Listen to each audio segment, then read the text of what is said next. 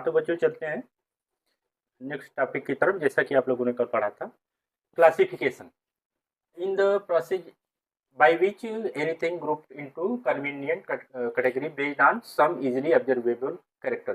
मतलब जो आसानी से कुछ कैरेक्टर को देखकर हम जीवों का क्लासिफिकेशन करते हैं, या तो कह सकते हैं बांटते हैं, ये क्लासिफिकेशन में आता है। ये जो भी है ज़्यादा इसमें कुछ समझाना नहीं है।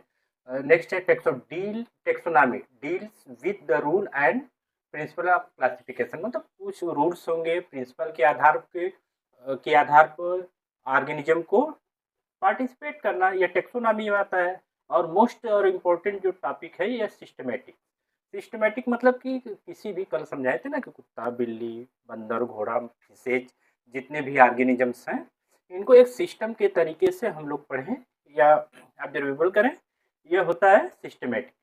इस सिस्टमेटिक वर्ड का यूज जो सबसे पहली बार किया था कैरोलस लिनियस ने किया था इन 1735 में। और बेटा देखो, कैरोलस लिनियस को ही फादर ऑफ टेक्सोनॉमी भी कहा जाता है। यहाँ पे बातें स्टार बना के आप लोग लिख लीजिएगा। फादर ऑफ टेक्सोनॉमी कौन है? कैरोलस लिनियस है। और देखो, सिस्टमैटिक जो वर्ड आया है यह एक लैटिन वर्ड है जिसका नाम सिस्टेमा है।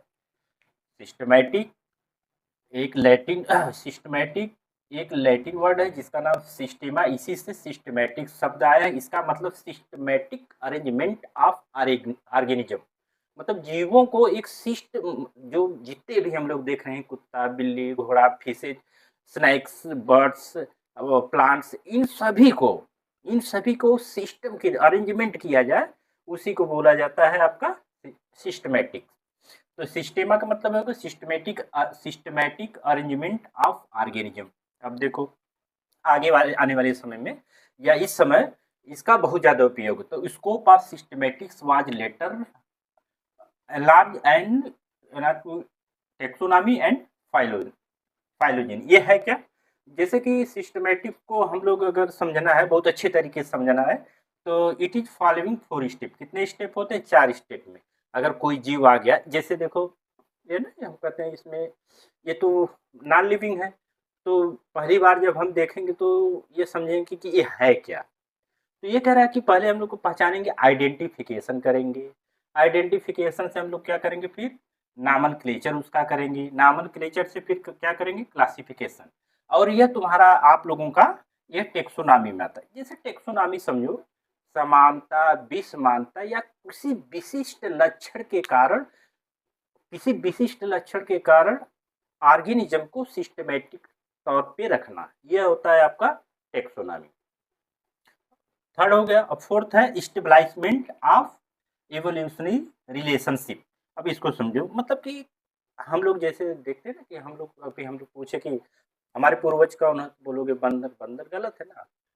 जैसे पूर्वज बहुत सीधा सीधा, तो चिंपैंजी वगैरह जो आप लोग वन मानव वगैरह जो कहते हो, ये मतलब कि ये कहने का मतलब कि कोई जीव का विस्तार कैसे हुआ, जीवों से विस्तार कैसे हुआ। जैसे कि आप लोग हाई स्कूल में या टेंथ में ये सब पढ़ते थे, तो कहते थे कि लाइफ की ओरिजिन हुई है वाटर में हुई है, फिर वाटर से फिर टेरेस्टेरियल आया, मतलब कि स्थली आया, टेरेस्टेरियल से फिर सूरज, फिर ना जाने धीरे धीरे स्तनधारियों ने धीरे धीरे कैसे कैसे विकास किया। तो हम सिस्टमैटिक जो है, यह जो फोर्थ स्टेप है, इसका कहने का मतलब है कि जैव विकास के आधार पर हम जीवों का क्लासिफिकेशन कर लेंगे। फिर देखो, जो टेक्सोनॉमी वर्ड दिया था वो कैंडोल ने दिया था।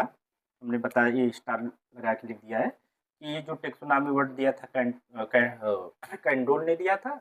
और फादर ऑफ टेक्सोनॉमी आप लोग जानते हो कैरोलस लिनियस। कैरोलस लिनियस को ही फादर ऑफ टेक्सोनॉमी कहा जाता है। लेकिन अगर आप लोगों के एग्जाम में ये पूछा कि फादर ऑफ इंडियन टेक्सोनॉमी, तो संता पाउ को ही फादर ऑफ इंडियन टेक्सोनॉमी कहते हैं। तो अब नेक्स्ट वाली वीडियो में हम, जब थोड़ा लेंदी अभी नहीं हो पा रहा, थोड़ा शार्ट में बन रहा है, तो आने वाली वीडियो में हम कल आप लोगों को समझाएंगे आइडेंटिफिकेशन, नामनक्लेचर, क्लासिफिकेशन, स्टेबलाइजमेंट। ये सब चारों चीज़ें समझा देंगे। तो समझाने के बाद फिर आप लोगों को near about the living word का फर्स्ट स्टेप कंप्लीट होगा, तो इसमें थोड़ा सा आ जाएगा। इसको समझाने के बाद थोड़ा सा आसानी हो जाएगी, फिर क्योंकि इसको जल्दी से दो दिन में या 3 दिन में इस वीडियो को हम लोग द लिविंग वर्ड के फर्स्ट स्टेप को कंप्लीट कर लेंगे।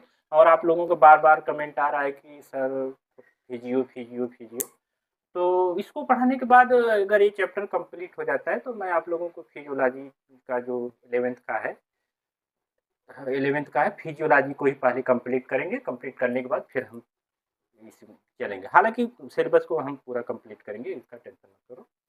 तो स्क्रीनशॉट ले लीजिएगा, और वीडियो अच्छा करे तो लाइक लगे तो अच्छा लाइक करें और ज़्यादा से ज़्यादा शेयर करें। Thank you.